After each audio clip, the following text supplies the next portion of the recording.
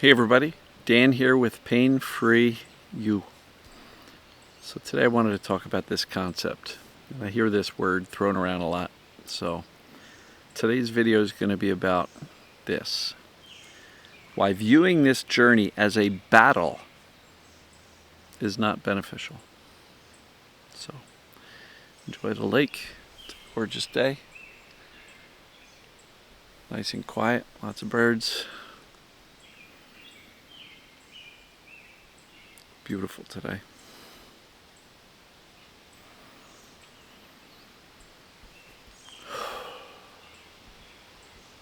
All right, so why viewing this journey as a battle is not beneficial.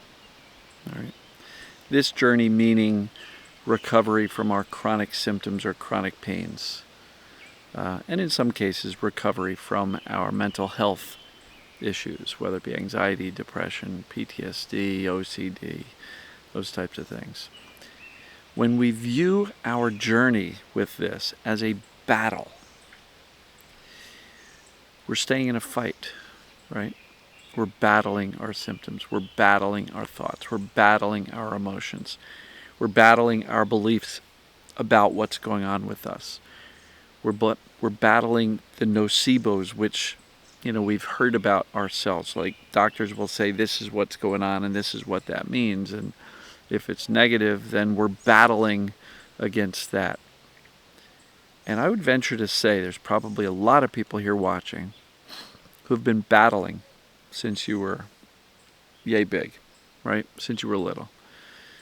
Many people watching have probably been in survival mode for much of their lives. And in that survival mode, many people have been in that fight or flight response and battling. And I guess what I'll just pose without, being a smart aleck about it, is how's that worked out for you so far? Has that brought you a lot of joy, comfort, peace, self-compassion, self-love, grace? How has the battle life been working for you? And I am not in any way, shape, or form saying, this is your fault. No, not at all. None of this stuff is your fault. You've been through a whole bunch of things, early childhood, teens, 20s, 30s, 40s, 50s, 70s, whatever age you happen to be. We've all had different experiences. And if you feel like you've been in a battle, you really haven't felt safe for most of your life, if not all of it. Viewing recovery as something you have to battle your way through, I don't believe that's helpful, because that just keeps us in the fight. Nothing about a battle creates safety, right? It seems like a really dangerous thing.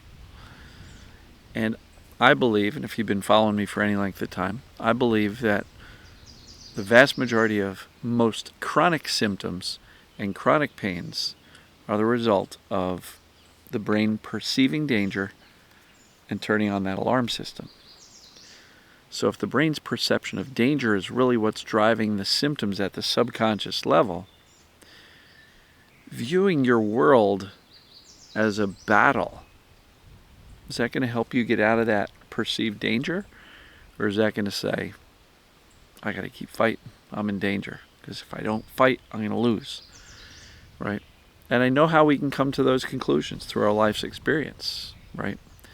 But as long as you're viewing your life and your journey as a battle, it's going to be tough to get the brain to turn off those false alarms called pain or other symptoms. It's going to be tough to get the brain to turn off anxiety, panic attacks, depression. If you view that you've always been losing this battle called life, and you view that you got to keep on fighting, I don't know that that's going to speed things up for you, because it hasn't so far. So an alternative approach might be to slow down. Relax your body and breathe. Find some compassion for yourself, right? take a bigger view. Like if you zoom out 50,000 foot, view, take a look at yourself and go, you're a damn good person. Been through a lot. You're strong as heck. And find some compassion for yourself. Do this. Take your hand right on your heart, maybe both of them. Smile in the mirror and breathe. This is like a hug. Find that compassion for yourself. Give yourself that peace and comfort and safety that you may have been craving your entire life. Give it to yourself. Because if you wait for somebody else to do it, you might be waiting a lot longer. So, it's wonderful if you have supportive people around you. Spouse, partner, family, kids, parents, friends. It's wonderful. But not everybody has that. And I don't want the people who don't have that to say, I can't get better because I don't have that support. Even the people with the best support ever, they still have to do the job. That's still an inside job for them. Maybe they got a cheerleader in the house with them. Wonderful. Great. But they still got to face themselves in the mirror and go, this is up to you. This is up to me. I've got to do this. And here's the cool part. I'm capable. I know I can do this. Why? Because I've survived every battle that I've ever fought throughout my entire life. And now I'm going to raise that white flag and surrender. Meaning, I am going to step out of the battle. Because who are you really battling? A lot of times we're battling ourselves and our beliefs and our fears and our thoughts and the things that we've been told. So much of this battle is internal. Maybe it's time to stop battling. As it relates to symptoms, if you're battling your symptoms and you're fighting your symptoms and you're pushing through and you're,